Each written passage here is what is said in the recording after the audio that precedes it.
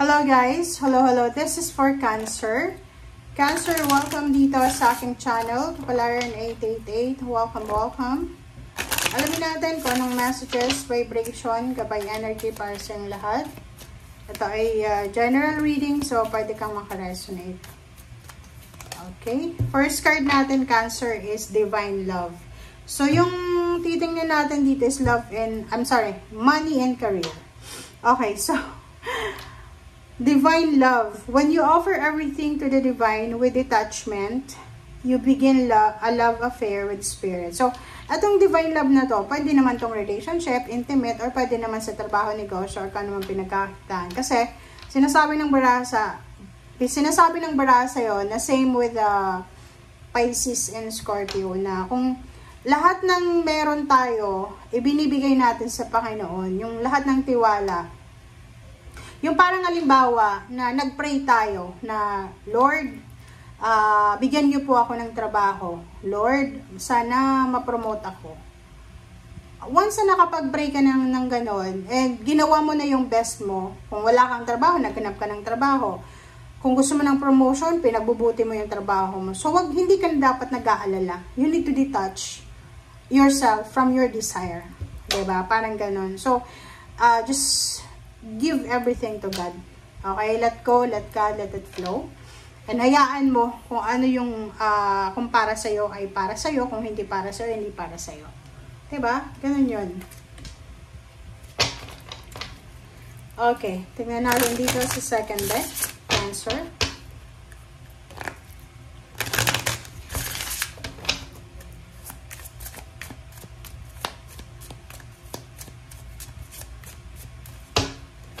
Okay.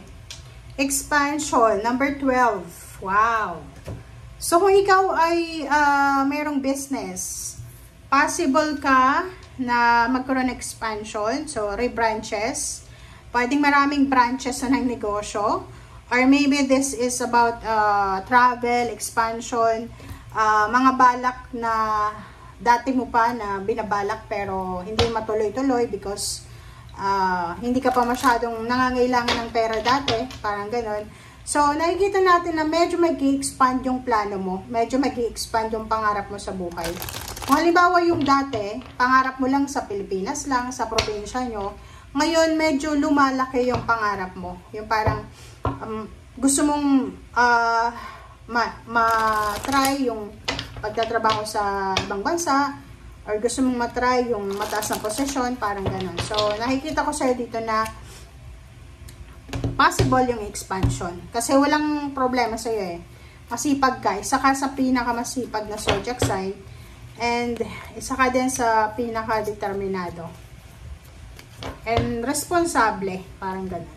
Okay, foundation and achievement. So, nakikita ko sa'yo dito, isang Cancer, ang possible na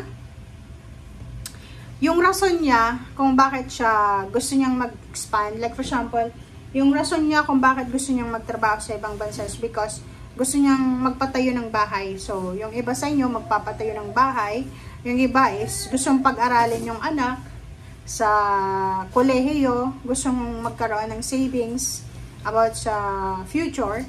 And yung iba sa inyo dyan is gustong magkaroon ng another member ng family. So, parang isa sa mga rason kung bakit gusto nyong maging matagumpay ang buhay nyo, financial, is because of your family, because of your foundation. Okay? Yung iba din, kasi expansion to, pwedeng may bahay ka na sa probinsya, and then, ipaparenta mo siya, and lilipat ka sa ibang lugar, parang ganun. So, comment down below if you resonated.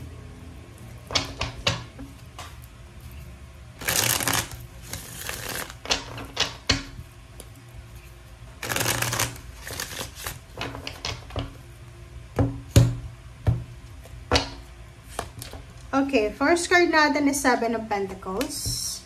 Reverse na King of Swords. OMG. The High Priestess. Page of Pentacles. So, money. Alright, so, wow. I hope na nakikita nyo guys. Pasensya na sa alignment ng mga cards kasi hindi natin masyadong mapantay. Okay, and sa ilalim mo dito, Cancer, is 0 the Fool, 9 of Pentacles, and the Hermit. So, wow.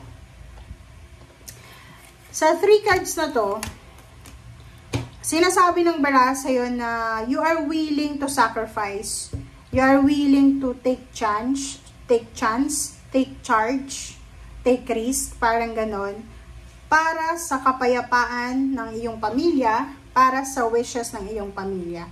Yung parang ang mga plano mo sa buhay, hindi para sa'yo eh. Yung plano mo sa buhay, plano mong umunlad because of your family, your kids, of your parents, of your kung sino man siya. 7 of Pentacles, nakikita ko sir dito na meron ka na ginawa sa past na alam mo na mayroon yun na balik.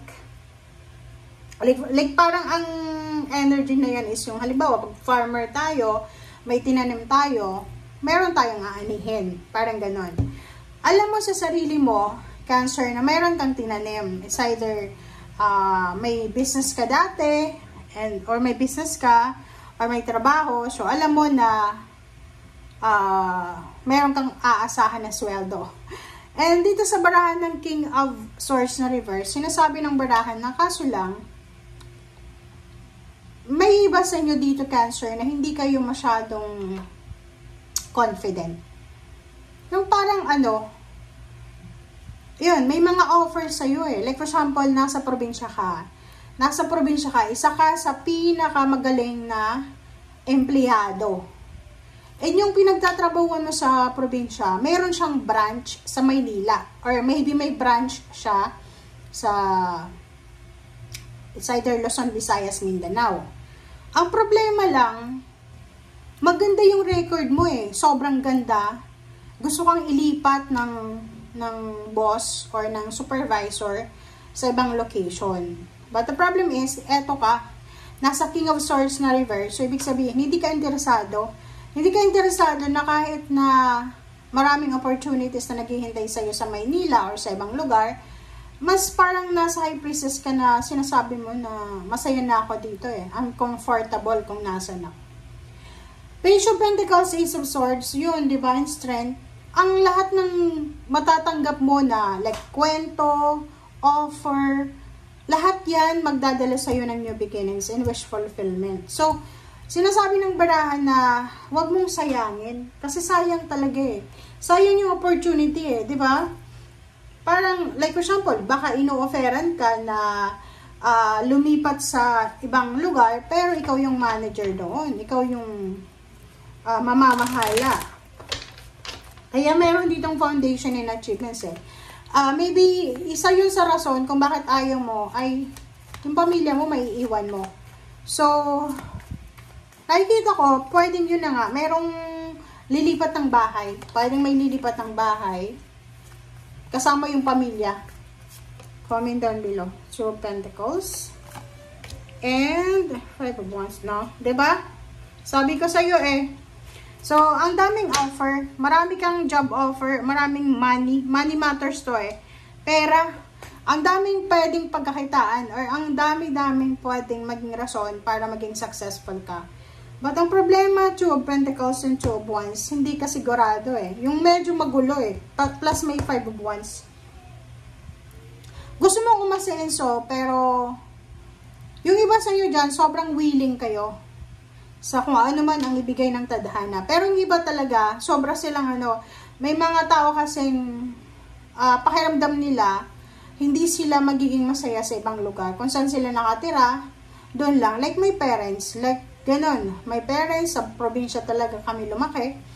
And every time na pupunta siya ng Maynila, dati, dahil, for example, may aayusin, ganyan, magpapagamot, sinasabi niya na pagdating niya pa lang, ito yung date na uuwi ako ng probinsya. So, kasi feeling niya magkakasakit siya sa city, sa Manila, yung parang ganon. So, may ganon talagang klaseng tao. Yung parang ikaw yon. Yung iba sa inyo dito, Cancer, na parang sinasabi mo sa isip mo na, kaysa naman ako pumunta eh, pwede akong umasenso eh. Diba?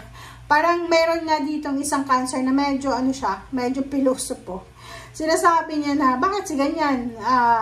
Ilang taon na siyang nasa abroad, pero hindi pa rin umaasenso, parang gano'n. So, nakikita ko sa'yo dito, marami kang reasoning, marami kang dahilan kung bakit ayaw mo. Okay, pero yung iba, nakikita ko na talagang yung willingness nyo, gagawin at gagawin yung lahat para ibigay sa pamilya nyo, kahit mag-sacrifice pa kayo. Okay? Thank you guys. Bye!